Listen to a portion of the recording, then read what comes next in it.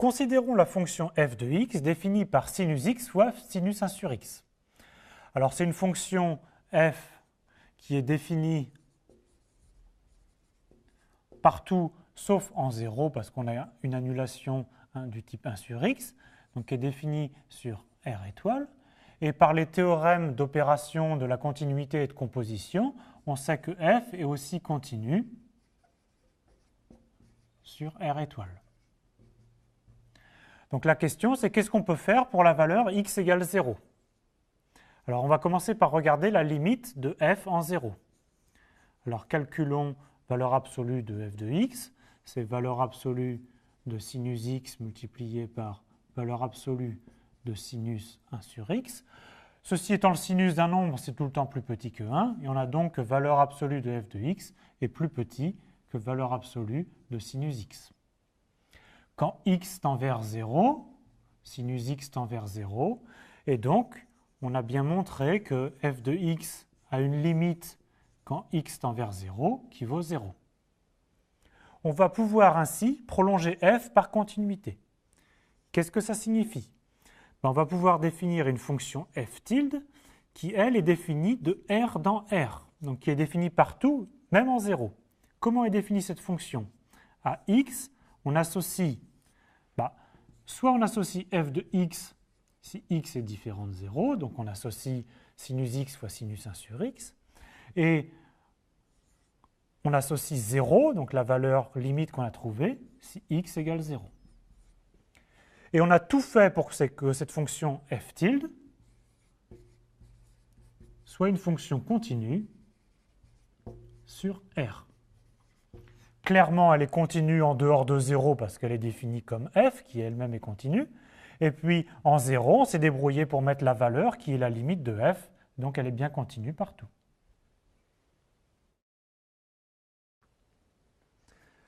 Même question avec la fonction g de x définie par 1 sur x multiplié par log d'exponentielle x plus exponentielle moins x sur 2.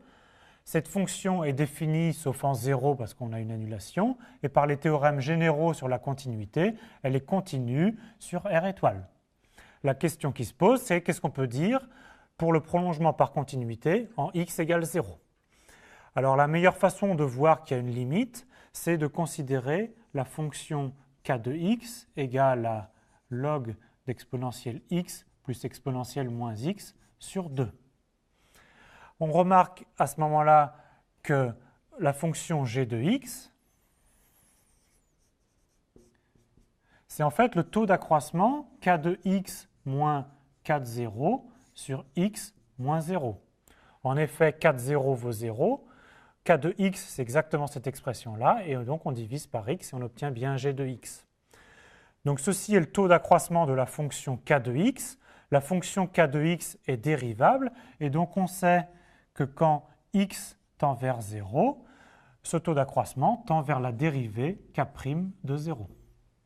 Alors reste à calculer la dérivée k' de x, qui vaut en fait exponentielle x moins exponentielle moins x sur exponentielle x plus exponentielle moins x, et donc k' de 0 vaut 0. On vient donc de montrer que g de x a pour limite 0 quand x tend vers 0, et donc on peut définir une nouvelle fonction g tilde qui, elle, est définie partout, de la façon suivante.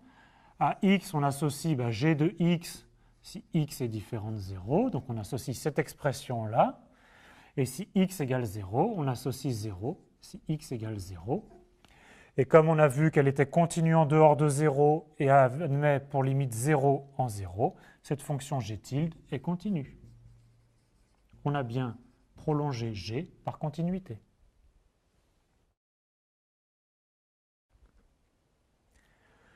Voyons voir si on peut faire la même chose avec la fonction h de x qui est égale à 1 sur 1 moins x moins 2 sur 1 moins x au carré. Alors tout d'abord, cette fonction h est définie et continue partout où il n'en a pas de pôle, c'est-à-dire en dehors de x égale 1, mais attention, aussi en dehors de x égale moins 1. Donc la fonction h, elle est définie et continue sur R, privée de moins 1 et plus 1. Il s'agit de voir maintenant ce qu'on peut faire pour ces valeurs moins 1 et plus 1. Alors on va réécrire h sous une forme un peu différente. On remarque que 1 moins x2, c'est 1 moins x facteur de 1 plus x. Donc quand on réduit au même dénominateur, on obtient 1 plus x moins 2, ce qui est donc moins 1 plus x sur 1 moins x facteur de 1 plus x. Ça va se simplifier ici en moins 1 sur 1 plus x. Donc on s'aperçoit en fait que le problème qu'on avait en x égale 1 ici disparaît dans cette expression. Donc en fait en 1, on voit que h de x tend vers moins 1 demi. Donc quand on fait x égale 1, quand x tend vers 1. Et donc on peut prolonger h par continuité en 1 en posant la valeur moins 1 demi. Par contre, en moins 1, on a un problème. En effet, regardons ce qui se passe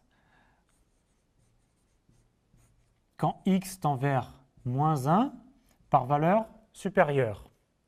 Quand x tend vers moins 1 par valeur supérieure, le dénominateur tend vers 0 par valeur positive et on a au numérateur moins 1, donc ça tend en fait vers moins l'infini. Qu'est-ce qui se passe? Quelle est la limite de h de x quand x tend vers moins 1 par valeur inférieure? Le dénominateur à ce moment-là est positif et tend vers 0, et le dénominateur est négatif et tend vers 0. Le numérateur est aussi négatif, ça tend vers plus l'infini. Mais dans tous les cas, on sait qu'on ne peut pas associer une limite finie à h en moins 1. Donc h n'a pas de limite en moins 1. Et donc, quel est le bilan de notre étude? C'est qu'on peut prolonger h.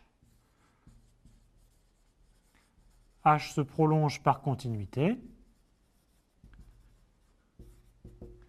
sur toutes les valeurs, sauf en valeur moins 1.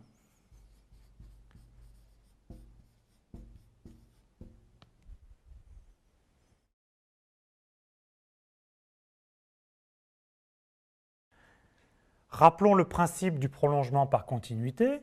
On prend une fonction r qui est définie partout sauf en x0 et on suppose qu'elle est continue sur les deux intervalles moins l'infini x0, x0 plus l'infini.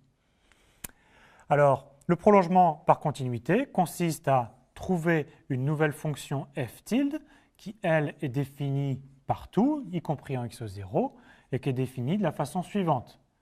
En dehors de x0, on l'a définie par f de x, et on l'a définie par une nouvelle valeur y0 si x égale x0. Et il faut se débrouiller pour que cette nouvelle fonction f tilde soit continue partout, donc y compris en x0. Alors en fait, cela revient à montrer que f admet une limite en x0, une limite finie. Donc si on montre que f a une limite finie en x0 qu'on appelle y0, on pose comme nouvelle valeur ce y0 et par définition de la continuité, on a bien prolongé f tilde, f en une fonction f tilde qui est continue partout. Voyons un exemple. On définit la fonction f par sinus x sur x. Alors cette fonction-là est définie partout sauf en 0 parce qu'on a divisé par x et elle est bien sûr continue sur l'intervalle r privé de 0. Mais on sait que sinus x sur x tend vers 1 quand x tend vers 0. Donc en posant f de 0 égale 1, on prolonge la fonction f par continuité. Alors on note souvent abusivement la nouvelle fonction, encore f, et qui elle va être définie sur r de r dans r. Qu'est-ce que ça donne sur le dessin? On a ici le graphe de sinus x sur x qui n'est pas défini en 0, et en 0, on pose la valeur f de 0 égale 1, et la fonction devient une fonction continue sur r. Alors bien sûr, toutes les fonctions ne sont pas prolongeables par continuité. Je vous donne ici l'exemple d'un graphe d'une fonction qui est continue partout sauf en x0, mais il n'y a aucune chance de prolonger la fonction g en x0 en une fonction continue. On a une limite à gauche et une limite à droite qui sont différentes, et donc on ne pourra jamais prolonger g en une fonction continue sur R.